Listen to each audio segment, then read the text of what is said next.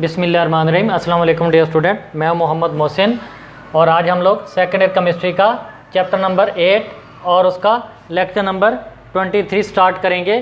तो dear student, आज हम लोग अपने टॉपिक में केमिकल रिएक्शंस ऑफ अल्कीन्स को स्टडी करेंगे। तो डियर स्टूडेंट, अल्कीन्स 3 टाइप के रिएक्शंस देता है: addition reactions, oxidation reactions and polymerization reaction. तो डियर स्टूडेंट, सबसे पहले हम लोग एडिशन रिएक्शंस की स्टडी करेंगे। तो एडिशन रिएक्शन में सबसे पहले वाला जो रिएक्शन होगा वो होगा एडिशन ऑफ हाइड्रोजन, जिसको हाइड्रोजिनेशन का भी नाम देते हैं। तो डियर स्टूडेंट, इसकी डेफिनेशन क्या होगी हाइड्रोजिनेशन की?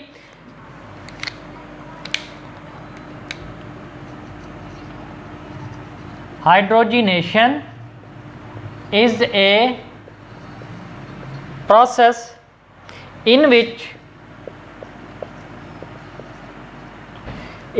a molecule of hydrogen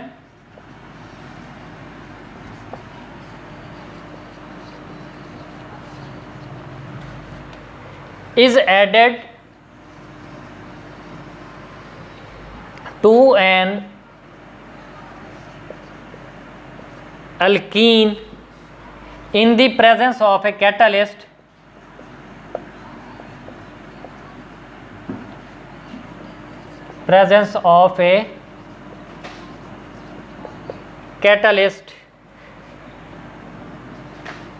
and at a moderate pressure 1 से 5 atm atmosphere to give a saturated compound. Saturated compound कौन सा होता है? जिसके अंदर सिंगल बॉन्ड होगा।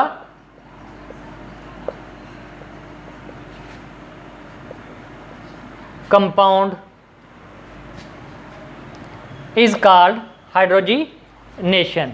तो डियर स्टूडेंट, मीन्स के हाइड्रोजिनेशन का क्या प्रोसेस होता है कि जिसमें मॉलिक्यूलर हाइड्रोजन या हाइड्रोजन का मॉलिक्यूल वो ऐड होता है किसके अंदर? अल्कीन के अंदर, इन द प्रेजेंस ऑफ कैटलिस्ट की मौजूदगी में। और प्रेशर भी क्या होता है? मॉडरेट लेवल का प्रेशर होता है, वो 1 से 5 atm। और हमें हासिल क्या होता है?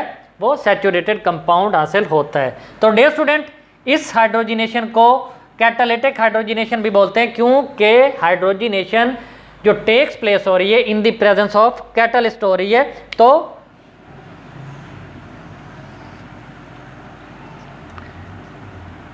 this is also called catalytic hydrogenation. Dear student, examination point of view के हिसाब से ये बहुत इंपॉर्टेंट रिएक्शन है और आप लोगों ने अच्छे तरीके से इसको याद रखना है। इसके बाद डियर स्टूडेंट, ये रिएक्शन होता है तो ये रिएक्शन हाईली एक्सोथर्मिक रिएक्शन होता है। This reaction is highly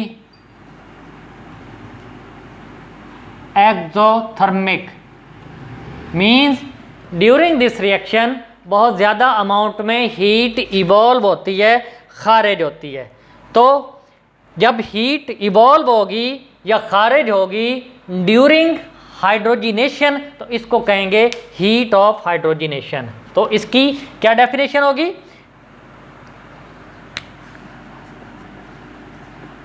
heat of hydrogenation क्या होती है?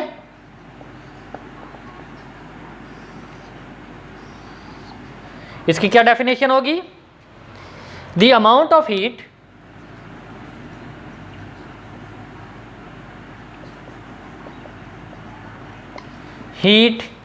इवॉल्व का मतलब खारिज होना, when 1 mole of an alkene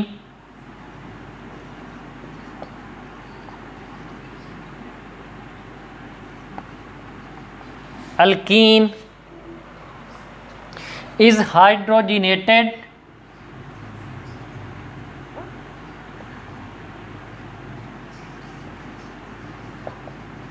is hydrogenated is called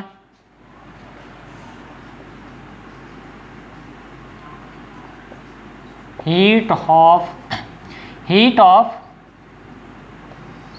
hydrogenation means कि जब अल्कीन की हाइड्रोजिनेशन होती है तो उस हाइड्रोजिनेशन के नतीजे में जौन सी हीट इवॉल्व होती है, खारिज होती है, उसको क्या बोलते हैं? Heat of hydrogenation. तो डियर स्टूडेंट, जब अल्कीन के अंदर एक डबल बॉन्ड होगा तो उस एक डबल बॉन्ड के सैचुरेटेड हाइड्रोकार्बन के अंदर चेंज होने से या एक डबल बॉन्ड के हाइड्रोजिनेट होने की वजह से जो हीट इवॉल्व होती है उसकी अमाउंट होती है 120 किलो जॉल पर मोल। तो इसको हम लोग लिखेंगे, मैं इधर लिख देता हूं,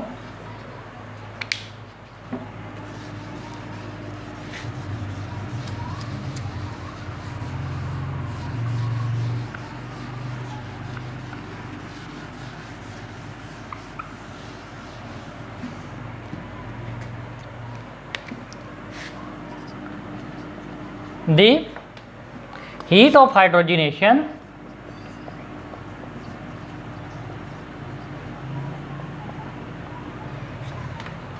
of most alkenes, ज़्यादातर अल्कीन्स के अंदर, alkenes is about 120 kilo joule per mole for each double bond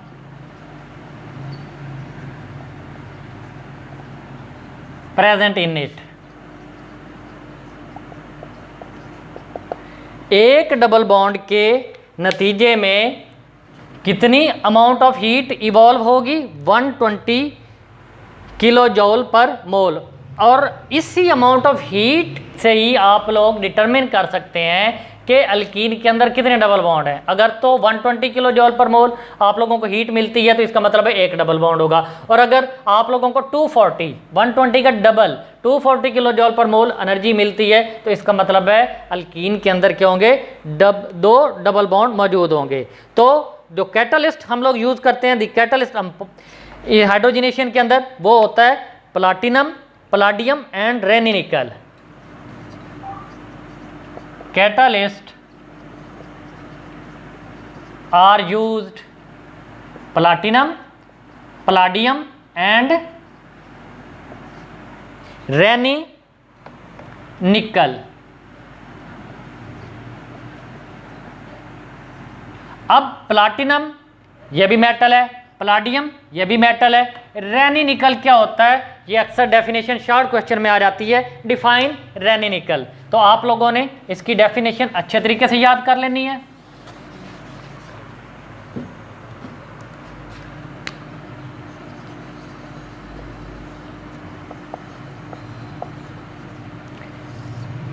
रेनी निकल, रेनी निकल is prepared by treating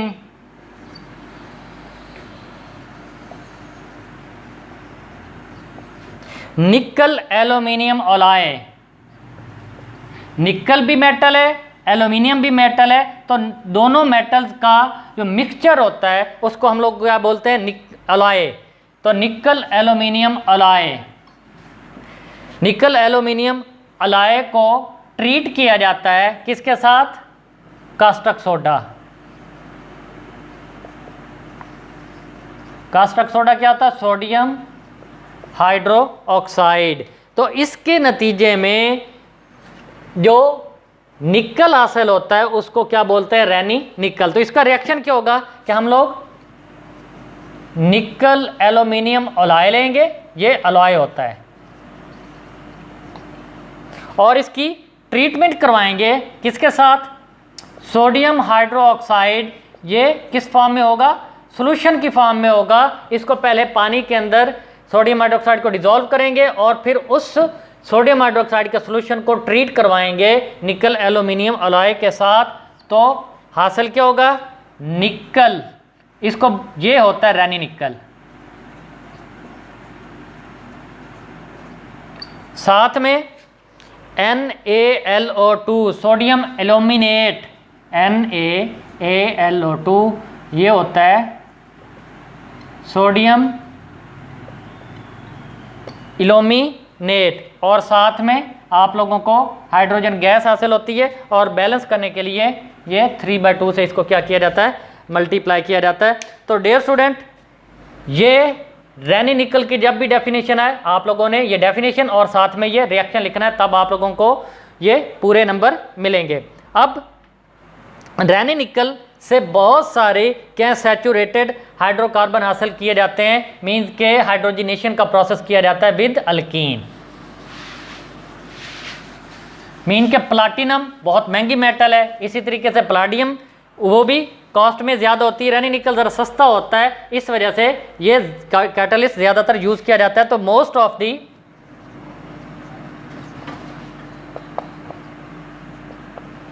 reactions या most of the alkenes are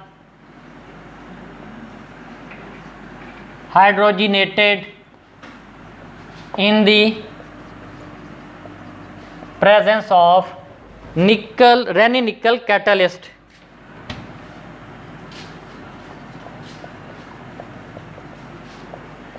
Nickel at about 100 degree centigrade temperature और 3 atmospheric pressure रखना है। तो यहाँ पे जो अल्कीन दी हुई है CH3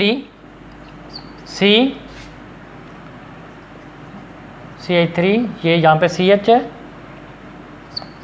CH double bond CH2, और इसकी हाइड्रोजनेशन है, ये मॉलिक्यूलर हाइड्रोजन है, किसकी मौजूदगी में, रैनी निकल, और टेम्परेचर क्या है 100 डिग्री सेंटीग्रेड और 3 एटमॉस्फेरिक प्रेशर है। तो बनेगा क्या, ये डबल बॉन्ड ख़त्म होके ये 2 हाइड्रोजन है, एक हाइड्रोजन इधर आ जाएगी और दूसरी हाइड्रोजन, इसको आप लोग इस तरह भी लिख सकते हैं, तो एक हाइड्रोजन इधर आ जाएगी, दूसरी हाइड्रोजन इधर ऐड हो जाएगी और ये डबल बॉन्ड ख़त्म हो जाएगा, सिंगल बॉन्ड में कन्वर्ट हो जाएगा। तो CH3 CH2 CH3 CH3, तो ये CH2 में और ये CH2 CH3 में कन्वर्ट हो जाएगा। तो आप लोगों के पास जो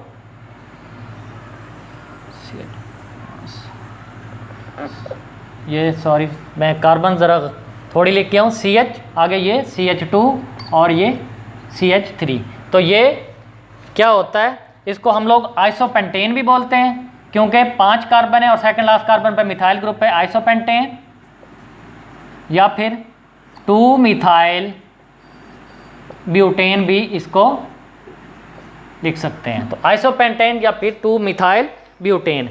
इसके बाद अगर आप लोगों के पास बेंजीन है तो 3 मॉलिक्यूलर हाइड्रोजन वो ऐड होंगी इन द प्रेजेंस ऑफ निकल 100 डिग्री सेंटीग्रेड 3 ATM, और बनेगा क्या, साइक्लोहेक्सेन। क्या बनेगा, साइक्लोहेक्सेन। तो डियर स्टूडेंट, ये रिएक्शन था। इसके बाद इसकी कुछ एप्लीकेशंस आ जाती हैं कि हाइड्रोजनेशन का रिएक्शन कहाँ कहाँ पे अप्लाई किया जा सकता है।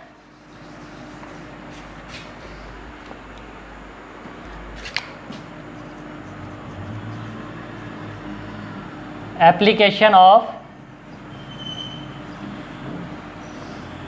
Hydrogenation,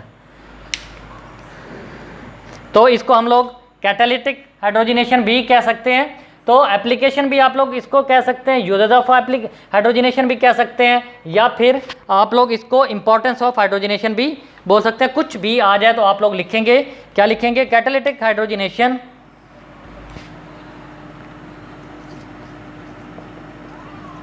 catalytic hydrogenation of alkene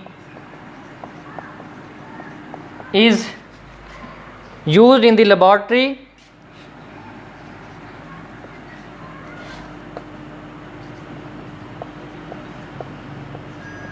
as well as in the industry।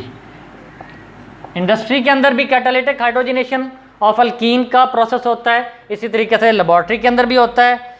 तो इंडस्ट्री के अंदर अगर करवाया जाए, in the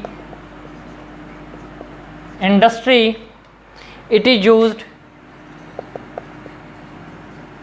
used for the manufacturing of vegetable घी।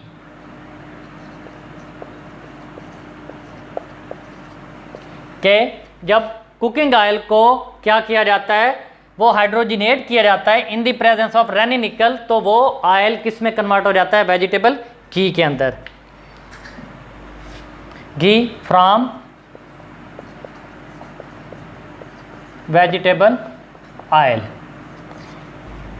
इसी तरह लेबोरेटरी के अंदर क्या यूज होगी इसकी, in the laboratory it is used as a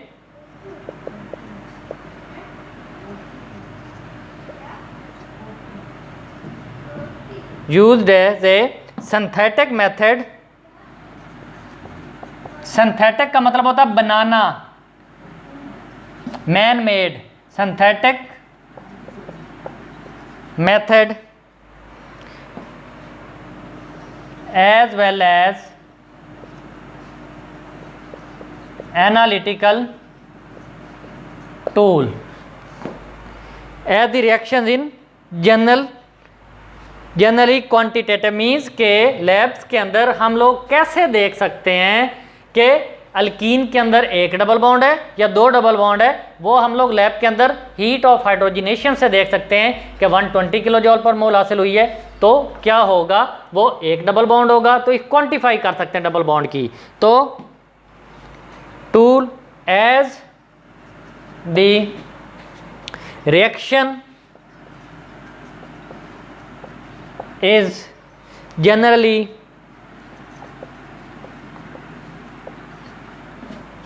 quantitative। Quantify करने के लिए ये रिएक्शन हम लोग यूज कर सकते हैं लैब के अंदर। तो डियर स्टूडेंट, इस तरह ये हाइड्रोजिनेशन का रिएक्शन या addition of hydrogen of alkene, ये रिएक्शन कंप्लीट हुआ। बहुत इंपॉर्टेंट रिएक्शन है। और इसके नेक्स्ट जो रिएक्शन होगा वो एडिशन ऑफ हाइड्रोजन हैलाइड्स होगा, वो भी बहुत इंपॉर्टेंट रिएक्शन है। इंशाल्लाह ताला वो नेक्स्ट लेक्चर में हम लोग स्टडी करेंगे। तब तक अल्लाह हाफिज़।